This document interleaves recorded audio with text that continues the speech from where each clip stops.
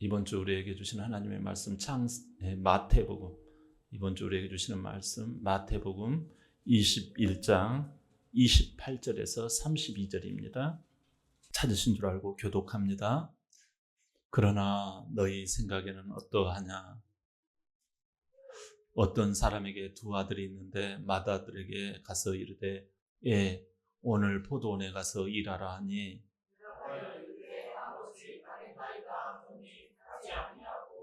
둘째 아들에게 가서 또 그와 같이 말하니 대답하여 이르되 실소이다 하였다가 그 후에 뉘우치고 갔으니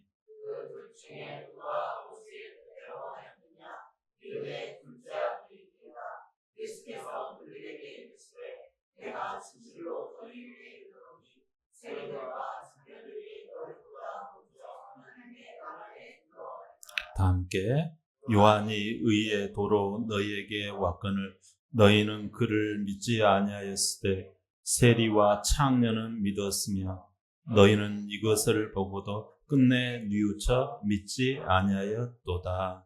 아멘. 이번 주 주신 말씀 제목 같이 한번 고백해 봅니다. 시작. 일어나 시작하는 용기. 다시 일어나 시작하는 용기. 여름 잘 이기고 계시죠? 우리가 더우면 못 살아요. 더우면 에어컨이 필요해요. 옛날에는 그냥 부채질만 하면 되는데 지금은 에어컨이 꼭 필요해요. 특별히 연세가 들수록. 또 여러분 추우면 또 못 살아요. 너무 추워서. 추우면 뭐가 필요해요? 히터가 필요해요. 여러분, 히터가 없으면 살 수가 없어요. 인간이 대단한 것 같아도 그렇게 대단하지 않아요. 인간이 별것 아니에요. 인간이 여러분 참 완벽했으면 싶은데 그렇지 않아요. 완벽한 사람 보셨어요? 완벽한 사람 없어요. 하나님은요, 우리에게 완벽을 원하지 않으세요. 인간은 원래 연약해요. 그래서 연약한 사람이 해야 할 게 있어요. 뭘까요? 더위가 오고요. 추위가 올 때, 그때 연약해져요. 그러나 다시 일어나 시작하는 용기. 이것을 하나님은 기뻐하시는 줄 믿습니다. 여러분이 안 믿으실지는 모르겠어요. 제가요, 참 모범생이었어요. 어릴 때 엄마 아빠 말씀 잘 들었어요. 선생님 말씀 잘 들었습니다. 인사도 잘하고 예 알겠습니다. 이런 대답도 참 잘했어요. 한 번은 동네에 텔레비가 들어왔어요. 우리 동네에 한 50가구 되는데 그 동네에 유일하게 텔레비가 들어온 집이었어요. 그때 당시 유명한 프로그램 전우라고 하는 그 드라마가 있었어요. 일주일에 한 번씩 해요. 너무나 보고 싶었어요. 그래가지고 그 전우를 한 7시쯤 되면 전우를 해요. 그래가지고 친구들이 막 그 집으로 다 몰리는 거예요. 저도 막 오늘의 막 진짜 동네 영화가 들어온 것 같아요. 그래가지고 갔지요. 근데 갑자기 뒤에서 한마디가 들리는 거예요. 숙제 다 하고 가라! 그 순간 제가 무슨 생? 모범생이라고 그랬잖아요.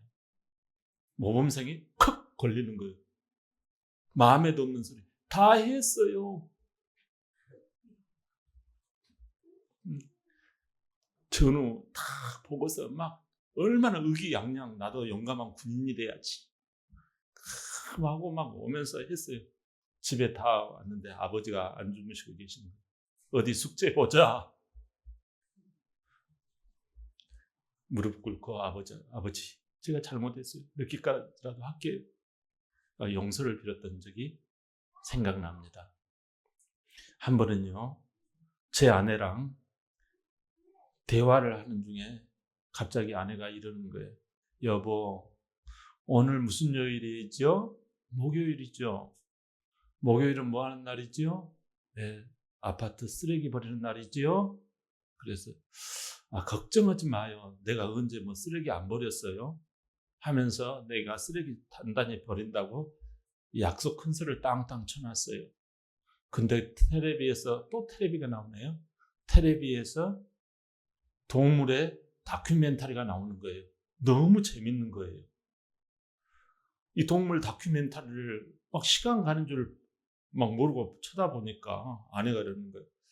여보, 시간 다 가네요. 늦기 전에 빨리 버리고 오세요. 나 간다니까. 하고서 마저 뽕을 뽑은 거예요. 다 봤지요? 여보, 당신이 너무 보는 바람에 내가 다 버리고 왔어. 그러는 거예요. 저녁에 밥을 먹을 때 저는 밥만 쳐다보고 말없이 밥을 먹었던 기억이 납니다.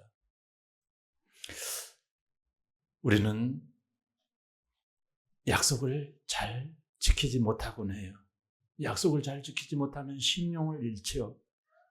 선진국일수록 여러분 신용사회예요.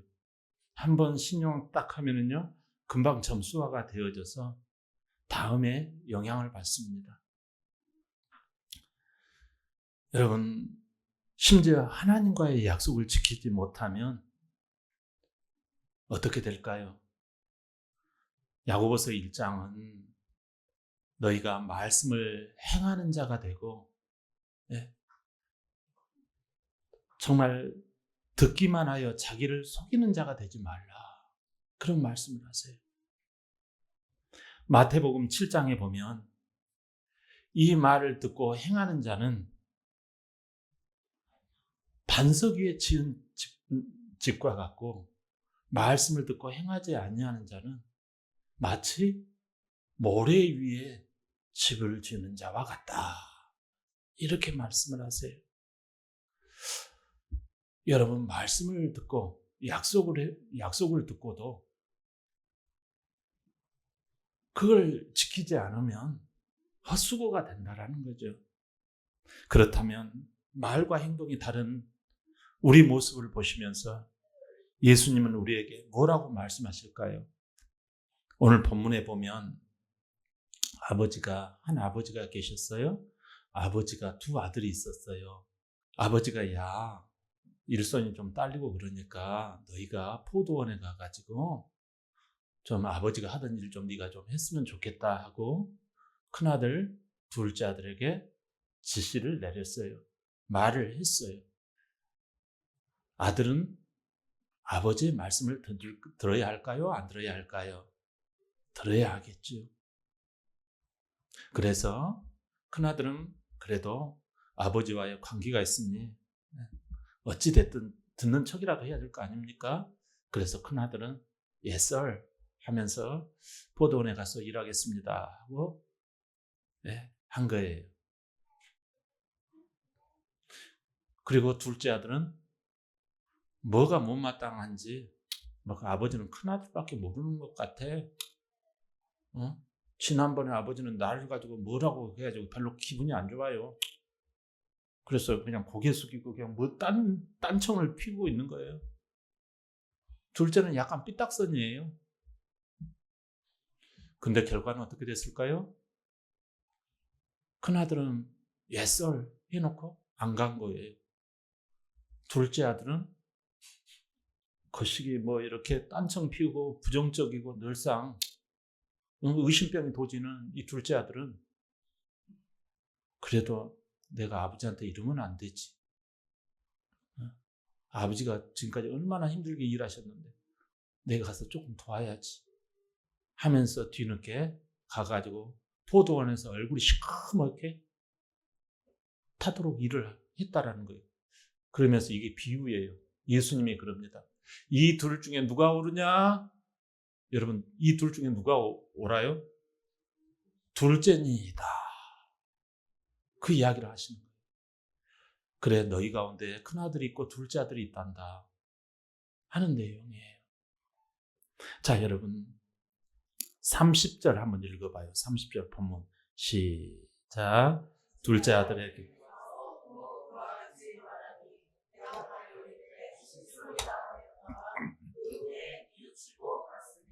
자 31절 시작. 그 둘 중에 누가 아버지의 뜻대로 네.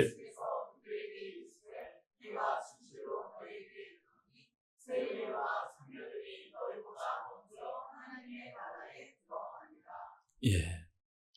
내용 쉽지요? 이해가 딱 오지요? 하나님 나라는 두 자로 천국이라고 합니다. 누가 천국에 들어갔다고요? 예, 둘째. 근데 둘째하고 같은 사람이 누구다? 세리하고 창녀들이라는 거예요. 세리들은요, 민족의 반역자와 같은 층을 말해요. 이완용과 같은 사람. 아주 공공의 적이에요. 근데 그런 사람이 천국에 들어간다는 거예요. 창녀는 아시죠? 뜻 다 이해하시죠? 여러분, 둘째가 자기 의심병, 자기 그 삐짐을 내려놓고 말씀대로 따라갔더니 천국에 들어갔다는 거예요. 삐딱선을 탔던 이 세리, 창녀들이 천국에 먼저 들어가더라는 거예요. 여러분, 아버지는 둘째가 그 효도한 아들, 이 아들 천국 하나님 나라에 합당한 아들이라는 거예요. 오늘 본문을 보시면 여러분은 두 아들 중 누구하고 비슷하다고 여기시나요? 나는 큰아들하고 조금 비슷해. 아니면 나는 조금 기질상 나는 좀 둘째 아들 스타일이야. 어느 쪽이신가요? 말로는 아버지 가겠습니다 해놓고 정작 행동으로 옮기지 않는 첫째 아들 스타일이십니까? 아니면 싫어요 대답했다가 나중에 마음을 바꾸어 포도원에 간 둘째 아들과 같습니까?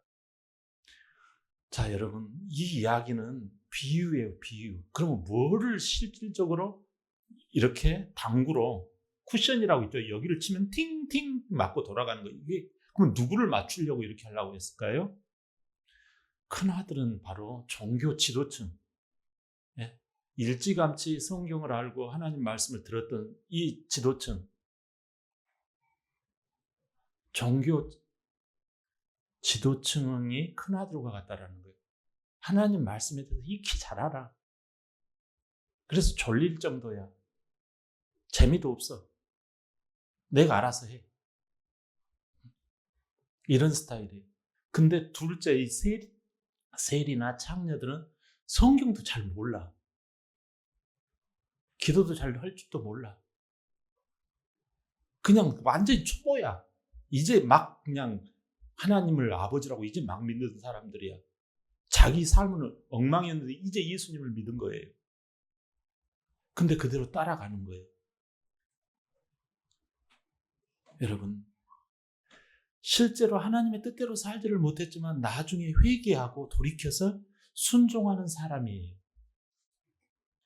여러분, 오늘요, 하나님의 뜻이 무엇일까요?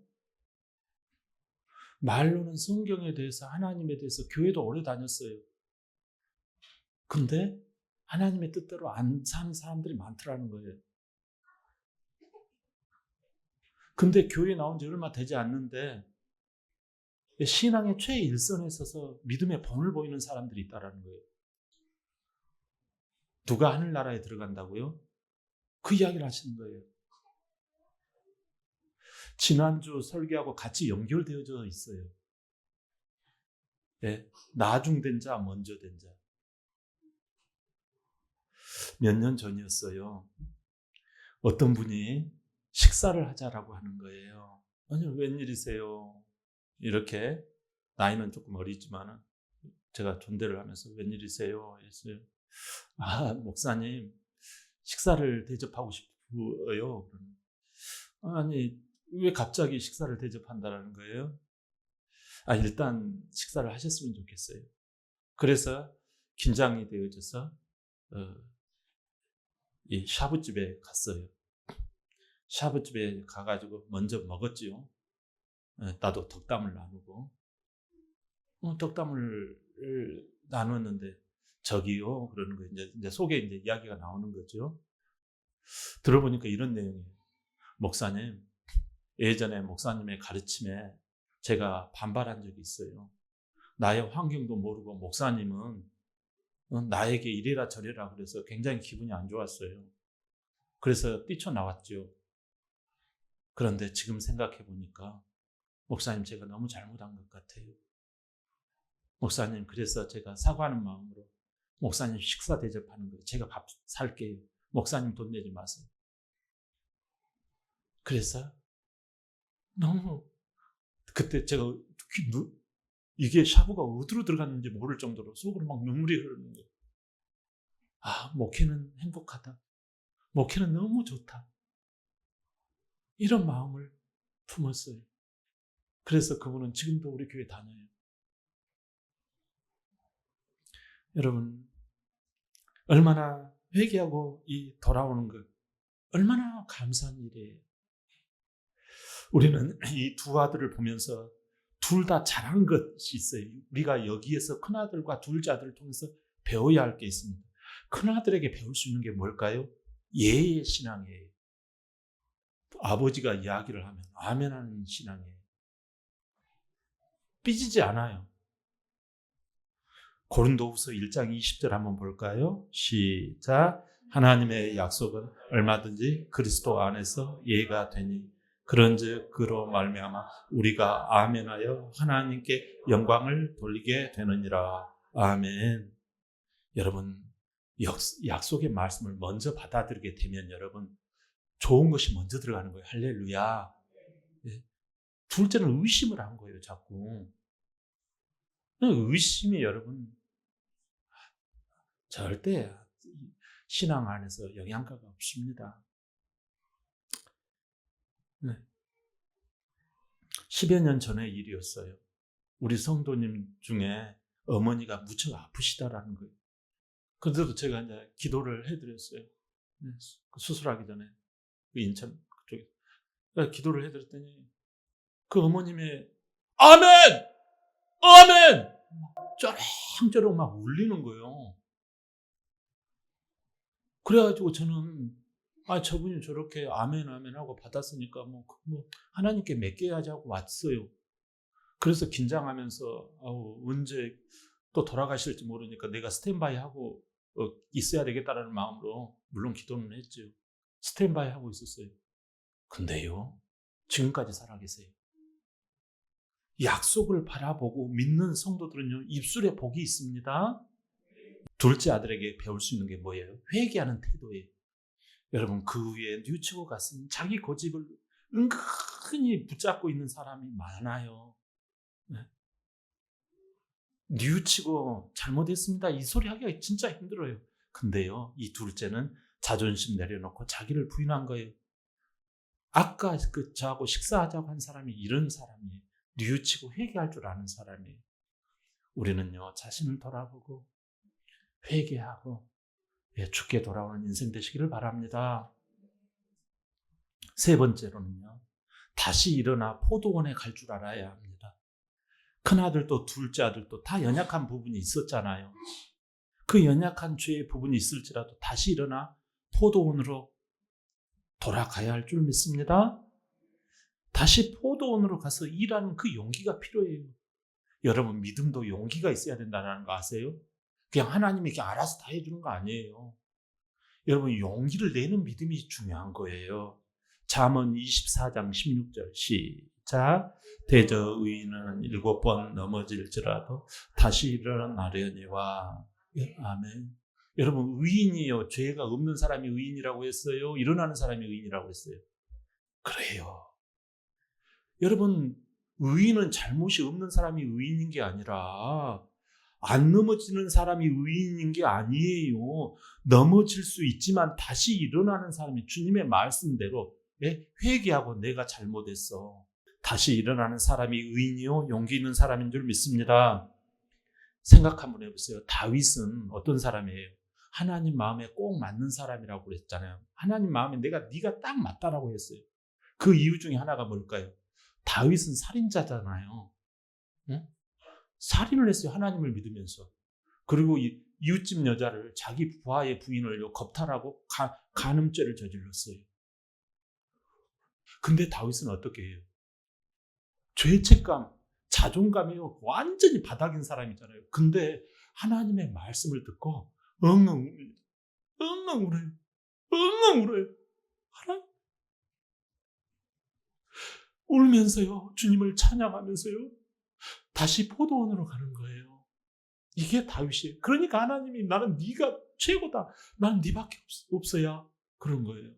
여러분, 우리가 죄를 짓고 실수하고 넘어지고 자빠질 수 있어요. 그런데 죄책감 때문에 교회 다니고 싶지 않습니다. 진짜 내 가슴이 쓰리기 때문에, 옛날 생각이 떠오르기 때문에 교회 안 가고 싶고 하나님 말씀 안 듣고 싶어요. 목사님 말씀 외면하고 싶어요. 그러나 다윗은 오히려 그럴수록 더 하나님 중심, 말씀 중심, 성전 중심. 할렐루야. 여러분, 포도원이 어디입니까? 가장 가까이에는 교회예요. 또 가정이에요. 또 직장일 수 있고 세상일 수 있어요. 거기서 하나님의 의를 드러내야 할 줄 믿습니다. 말씀에 순종하며 일하는 곳이에요. 할렐루야. 오늘 본문은요, 단순한 두 아들 이야기가 아니에요. 하나님 아버지의 사랑과 불쌍히 여겨주시는 그거예요. 아주 좋은 것을 주시는 그 하나님의 사랑이 드러나 있어요. 로마서 5장 8절 볼까요? 시작. 우리가 아직 죄인 되었을 때 그리스도께서 우리를 위하여 죽으심으로 하나님께서 우리에 대한 자기의 사랑을 확증하셨느니라. 아멘. 큰아들은 아멘의 믿음은 있었지만 순종으로 이끌어가지를 못한 죄가 있어요. 둘째 아들은 무엇입니까? 부정적인 의심병이 그에게는 들어가 있어. 뭔 말을 하면 맨날 부정적이야.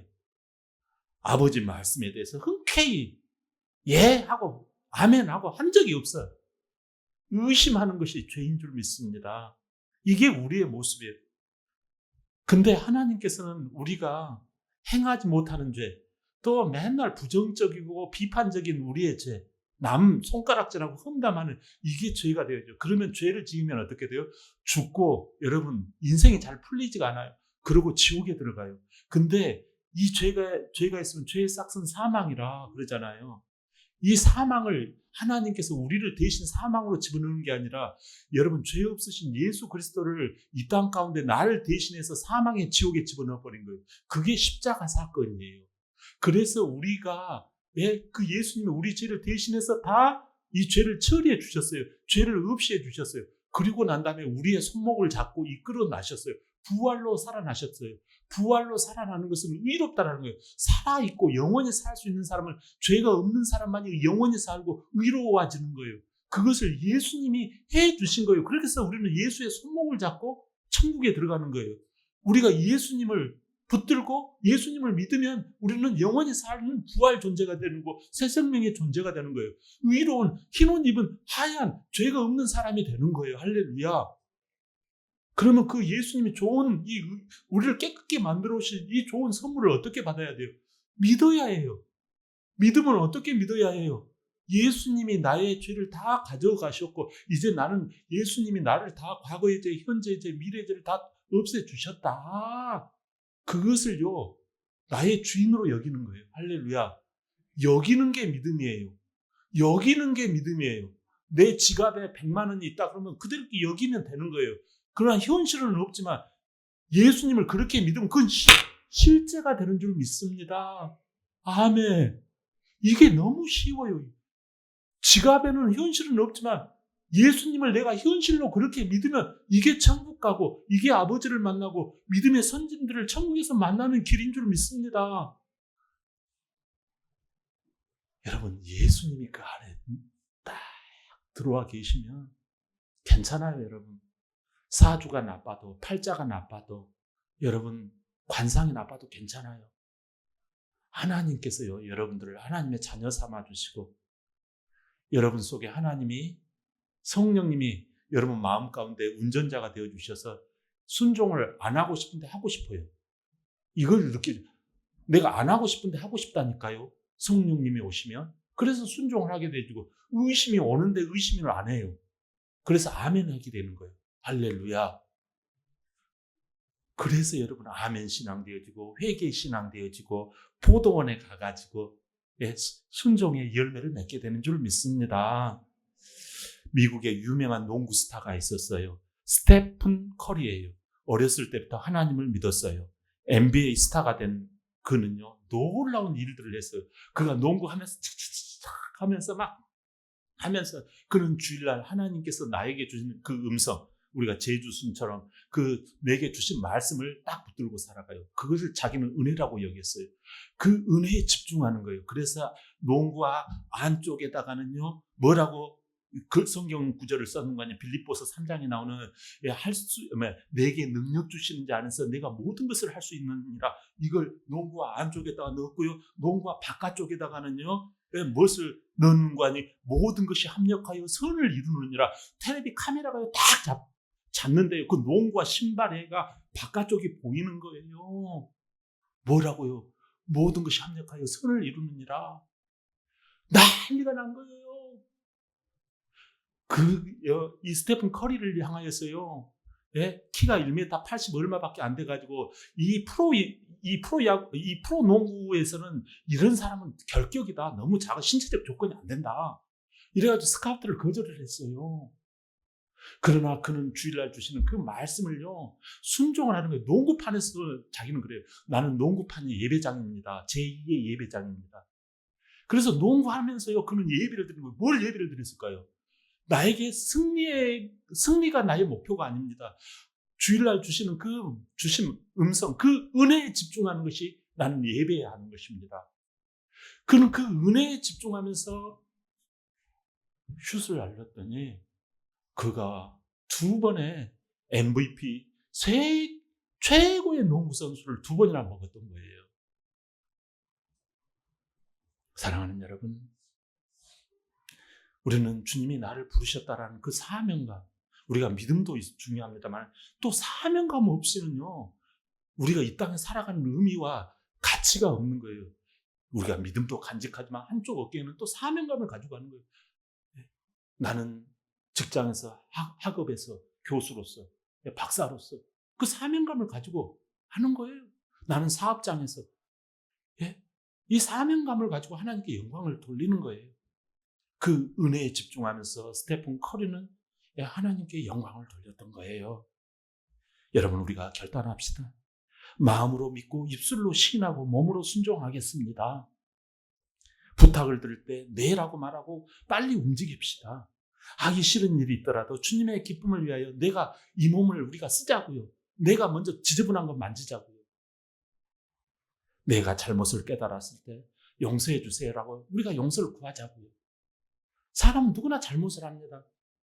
여러분, 마음으로 믿고 입술로 아멘하고 몸으로 순종하면서 이 몸은 우리가 이거 다 열심히 쓰다가 가야 해요. 이 몸에 아껴가지고 어디다가 쓸 거예요. 네. 여러분, 포도원에서 힘있게 한 주간 잘못을 깨닫고 또 용서를 구하고 불평 대신 순종으로 열매 맺는 기쁨의 한 주간 되시기를 주의 이름으로 축원합니다. 우리는요, 큰아들 같고 둘째 아들 같은 우리예요. 아버지의 뜻을 깨닫고 다시 일어나 시작하는 용기를 얻는 그러한 축복된 한 주간 되시기를 주의 이름으로 축원합니다. 아멘.